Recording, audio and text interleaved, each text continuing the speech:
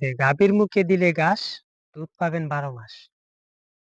একটি লাভজনক খামার ধীরে ধীরে গড়ে তুলতে হলে ঘাস চাষের কোনো বিকল্প নেই।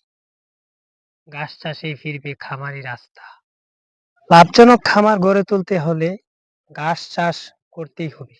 ঘাস চাষ ছাড়া কখনোই একটি লাভজনক খামার আশা করা যায় না। তো বাংলাদেশে অনেক হাইব্রিড ঘাস আছে, অনেকে অনেক ধরনের ঘাস চাষ করে। কিন্তু আমার কাছে ভালো হয়, আমি আমার গরুকে যে ঘাসগুলো খাওয়াই তা হলো স্মার্ট নেপিয়ার ঘাস। স্মার্ট নেপিয়ার ঘাসগুলো খেতে অনেক সুস্বাদু, রসালো এবং সবচেয়ে বড় কথা হলো এই ঘাসগুলো মোটা হয়। এই যে দেখেন আপনারা, মোটা হয় এই ঘাসগুলো।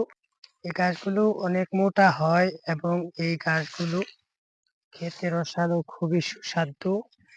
এই বিশেষ করে এই যে আপনারা দেখেন, এই পাতাগুলোর মধ্যে কোনো ধার নেই। ধার নেই, গরু কমফোর্টেবল ভাবে এগুলো খায়। নেপিয়ার ঘাস অনেক বড় হয়েছে ভাই, এগুলো দীর্ঘদিন পর্যন্ত টিকে, কোনো ফুল হয় না। অনেক ভালো জাতের একটি ঘাস। আমি আমার গরুকে সবসময় এগুলো খাওয়াই, আমার কাছে এগুলো সবসময় ভালো লাগে। এই যে দেখেন কতগুলো কুশি বের হয়েছে, এই যে দেখেন কতগুলো কুশি বের হয়েছে।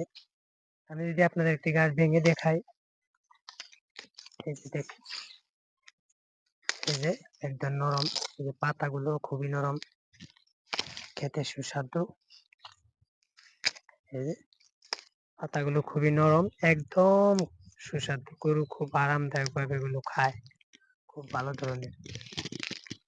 ঘাস ছাড়া কখনোই গরুর খামার দিয়ে আপনি বেশি দিন টিকে থাকতে পারবেন না। ঘাস আপনাকে লাগবেই লাগবে। অনেক চাষ করতে হবে। দেশি ঘাস দিয়ে কখনো একটি খামার পরিচালনা করা সম্ভব নয়, কারণ দেশি ঘাস এগুলোর মধ্যে পুষ্টি উপাদান কম।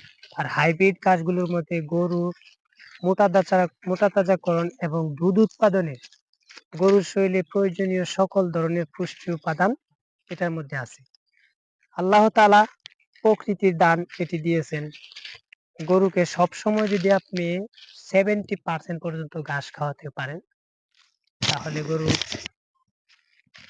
অধিক দামে আমরা যে দানাদার কিনি বা দানাদার বানাই, এগুলো খরচ কমিয়ে আনা যাবে এবং একটি খামারে লাভ করা যাবে।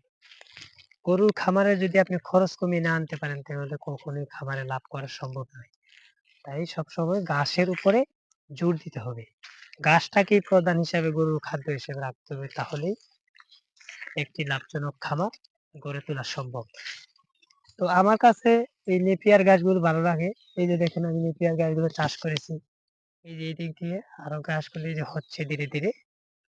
তো ইনশাল্লাহ এই গাছগুলো অনেক ভালো, আপনারাও চাষ করতে পারেন। এছাড়া আরো অনেক আছে, এগুলো পানিতেও মরে না, শুকনাতে পানিতে সারা বছর এই গাছগুলো চাষ হয়। সারা বছর এই গাছগুলো চাষ করা যায়, সমান তারে ফলন দেয়। হেক্টর প্রতি এগুলা 18 থেকে 20 মণ পর্যন্ত ফলন পাওয়া যায়। সারা বছর গরুকে খাওয়া যায়, গরু খুব সুন্দরভাবে খায়। খুবই ভালো উন্নত মানের একটি গাছ। তো ইনশাল্লাহ আপনারা গাছ চাষে জোর দিবেন এবং ধীরে ধীরে একটি লাভজনক খামারের দিকে এগিয়ে যাবেন। তো একটি কথা না বললেই নয়, এই ভিডিওটি যদি আপনাদের ভালো লাগে এবং আপনারা মনে করেন যে এই চ্যানেল থেকে কিছু শিখতে পারবেন, তাহলে আমাদের চ্যানেলটি সাবস্ক্রাইব করবেন। আমাদের মাটির ছোঁয়া এগ্রো ভিলেজ ফেসবুক পেজটি ফলো করে সাথেই থাকবেন। ইনশাল্লাহ দেখা হবে পরবর্তী কোনো একটি ভিডিও থেকে। তো সবাই ভালো থাকবেন।